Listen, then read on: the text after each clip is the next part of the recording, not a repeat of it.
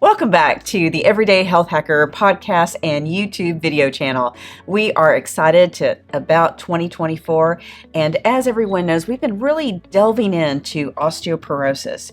So this next few times, we're going to expand on what we mean about the diagnosis of osteoporosis, what medications can cause and actually decrease your bone. So let's talk about it for a little while, okay? So what is osteoporosis? Osteoporosis means that there is a decrease in the amount of bone that you are making, and this usually happens around perimenopause. The funny thing about it is that a lot of diagnostics, a lot of what doctors will say in the books and in the medical records and research will say, you don't know if you have osteoporosis until you've had a fracture. Well, what the heck? We don't want to wait until there's a fracture. We want to know what we can do prior to a fracture, and we want to make sure that the medications that we're taking are not going to inhibit or cause another problem. And as you guys may know, I've been talking a lot about losing your teeth because a lot of the bisphosphonates cause a loss of teeth. So what other medications can cause a problem? So we know that bisphosphonates are for the treatment of osteoporosis, but as many of you know, I don't recommend that route. One of the things that I recommend, no matter where you are, and I recommend if you're in the 20s and 30s and 40s, this is your time now to start exercising. And when I say exercising, start something simple with some very light weights. If you like to walk, well, then maybe you might include a weight vest.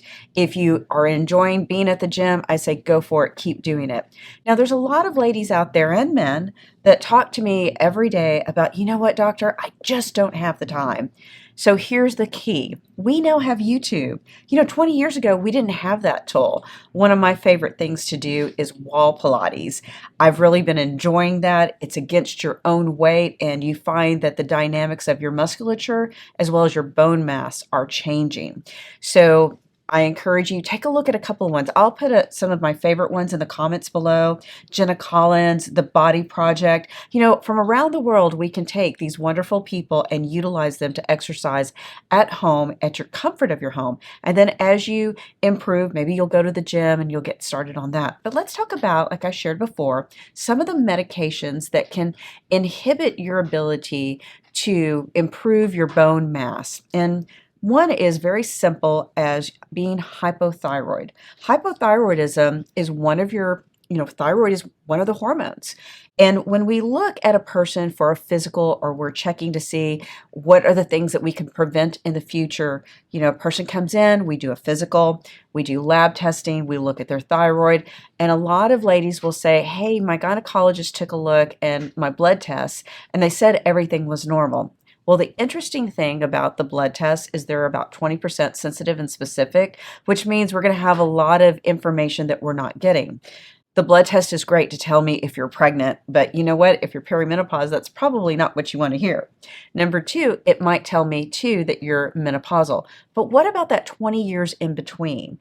If we can capture and do preventative maintenance prior to menopause, that's what we want to do. So the first thing that we're going to do is we're going to check your thyroid levels.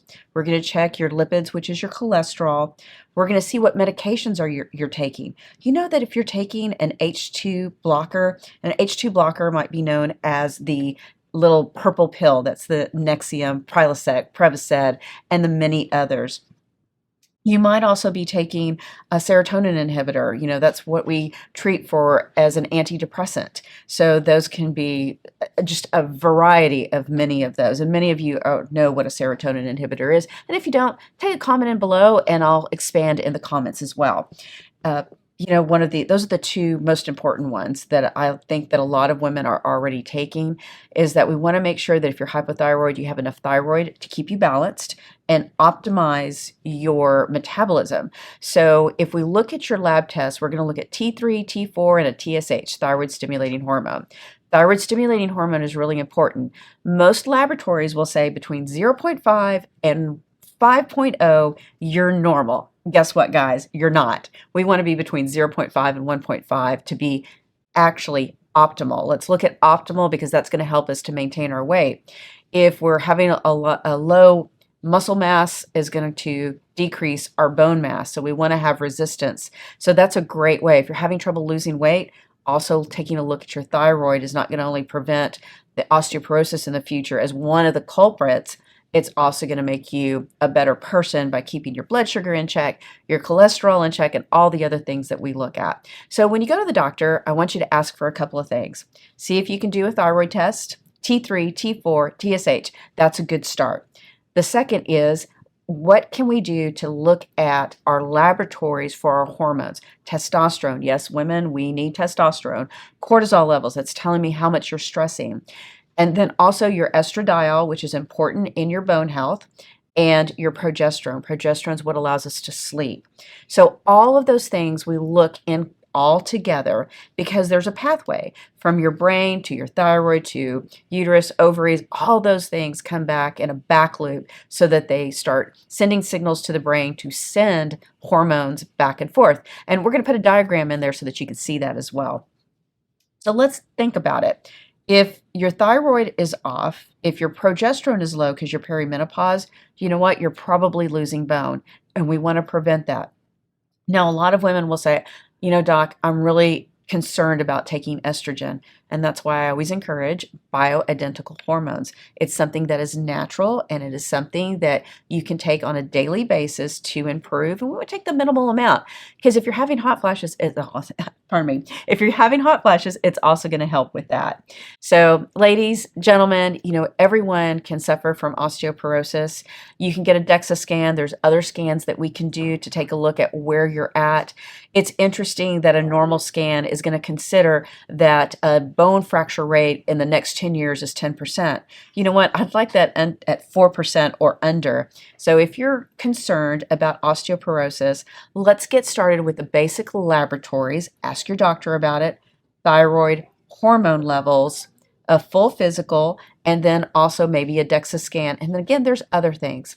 And most importantly, something that many people go to, and that's the dentist. Did you know that your dentist with a panoramic x-ray can look at your bone loss? Something very simple to do that we can see. If there's some black spots in that x-ray, we're going to see osteoporosis, and we want to prevent that. Now, if you have that and you're taking a bisphosphonate, the unfortunate truth is that you're probably coming in for loose teeth, and we want to prevent that. So I hope today was helpful for just a little roundabout. What is osteoporosis? What we need to do for laboratories, and to get started with some exercise. We're going to talk more about the types of exercises in the future, and we're going to have a series over this next few months just on osteoporosis and how medical and dental work together to keep you healthy.